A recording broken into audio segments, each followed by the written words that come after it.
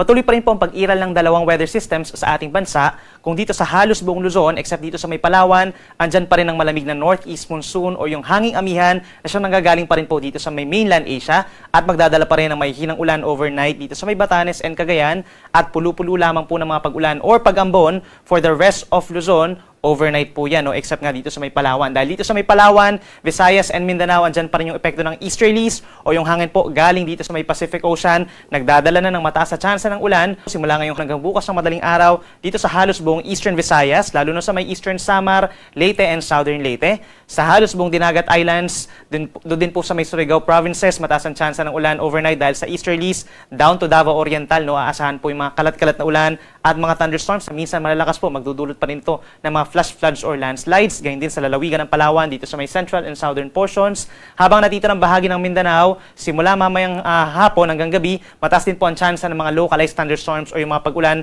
na usually nagtatagal lamang po ng 1 hanggang 2 oras. Ito po ay dahil din sa easterlies at bukas ng madaling araw, some areas pa ng Central Visayas and Negros Island region, mataas din po ang tsansa ng mga thunderstorms. Base naman sa ating latest satellite animation, wala pa tayong namamataan na namang low pressure area or bagyo sa paligid ng ating area of responsibility. Nakikita natin yung linya dito sa may labas po ng ating area of responsibility. Ito yung tinatawag natin na shear line o yung banggaan ng malamig na amihan at mainit na easterly, so hindi pa ito nakaka-apekto sa ating bansa. Habang yung mga cloud clusters o yung kumpol ng ulap dito sa may timog silangan na bahagi ng Mindanao, yan po ay wala namang circulation at hindi pa considered as a low pressure area. Hanggang matapos ng 2025, wala tayong asahang bagyo or low pressure area.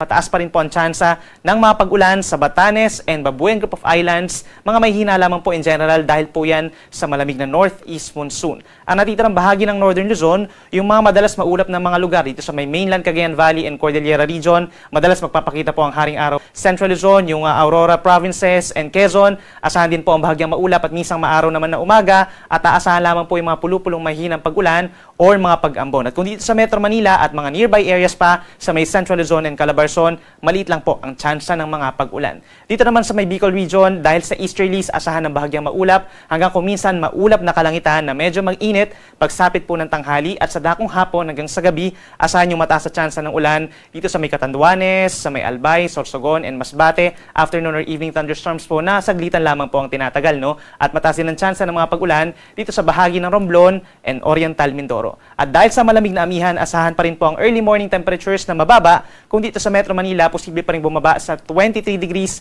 pagsapit ng madaling araw. Kanina po, nakapagtala tayo ng 21.6 degrees Celsius na minimum temperature.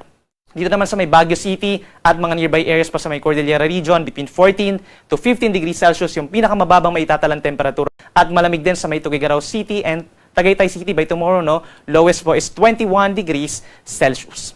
Sa ating mga kababayan po sa Visayas, pinakamataas ang tsansa ng mga pag-ulan pa rin dahil sa easterlies, itong eastern portions, lalo na yung Eastern Samar, Leyte and Southern Leyte. Mag-ingat po sa banta ng mga pagbaha at pagguho ng lupa. At kung lalabas ang bahay, yung mga taga-Eastern Visayas, magbaon po ng payong. Ang natitirang bahagi ng Visayas, plus lalawigan ng Palawan, asahan naman na bahagyang maulap at minsan maulap na kalangitan, umaga hanggang sa early afternoon. Then pagsapit ng alas 2 hanggang sa gabi na po, madalas na makulimlim ang panahon at aasahan din ang mga pulupulong pag-ulan or pagkidlat, pagkulog.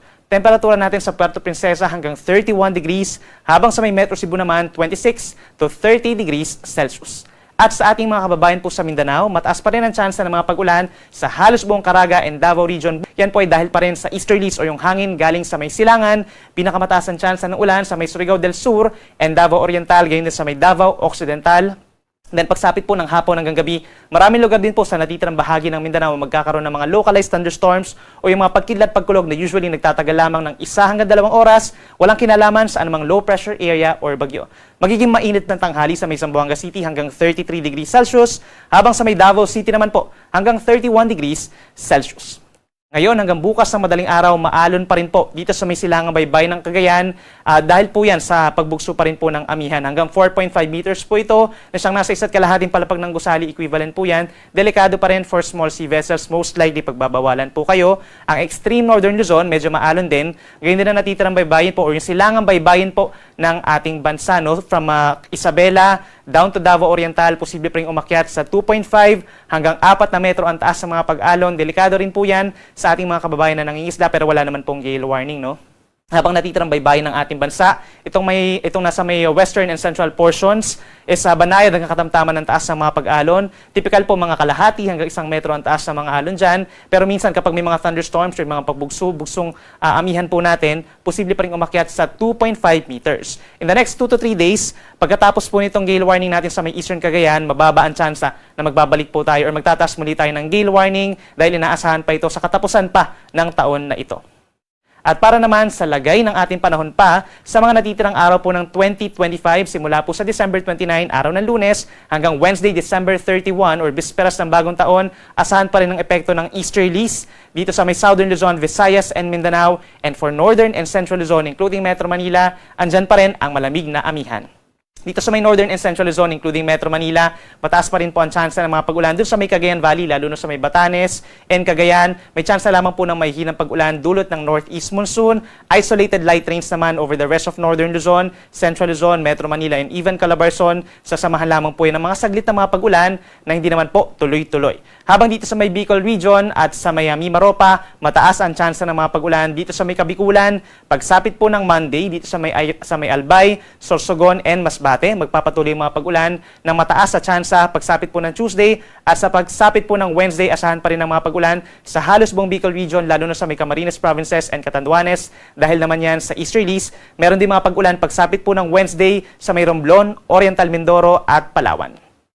Sa ating mga kababayan po sa Visayas, pagsapit po bukas, asahan ng mataas na tsansa pa rin ng mga pag-ulan sa may Eastern Visayas dahil po yan sa easterlies. The rest of Visayas, partly cloudy to cloudy skies pa rin at may tsansa lamang ng pulupulong pag-ulan or pagkidlat pagkulog sa hapon. Pagsapit ng Tuesday, yung Summer Island po, mataas ang tsansa pa rin ng mga pag-ulan dahil sa easterlies. At pagsapit ng Wednesday, mas bubuti ng panahon sa malaking bahagi ng Visayas. So yung mga hindi natin na-mention, except dito sa may Eastern Visayas, doon pa lamang po pinakamataas ang tsansa ng mga pag-ulan.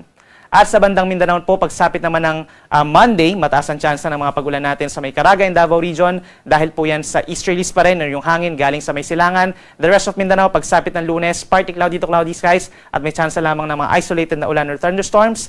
Pagsapit ng Tuesday, maraming lugar sa Mindanao magkakaroon ng mga pag-ulan. We're talking of Dinagat Islands, Surigao Provinces, Davao Oriental, Davao Occidental, Zamboanga Peninsula, hanggang dito po sa may Basilan, Tawi-Tawi, South Cotabato, Sarangani. Yan yung mga lugar. Pagsapit ng Tuesday or sa Rizal Day na mataas ang tsansa ng mga pag-ulan, siguruhin po na mayroon dalang payong. The rest of Mindanao, partly cloudy to cloudy skies at may tsansa rin pong mga pag-ulan pagsapit ng hapon hanggang gabi. At pagsapit ng Wednesday naman, sa bisperas ng bagong taon, mas bubuti yung mga panahon, mababawasan po yung mga pag-ulan natin sa Mindanao at aasahan na lamang po yung mga saglit at mga isolated thunderstorms.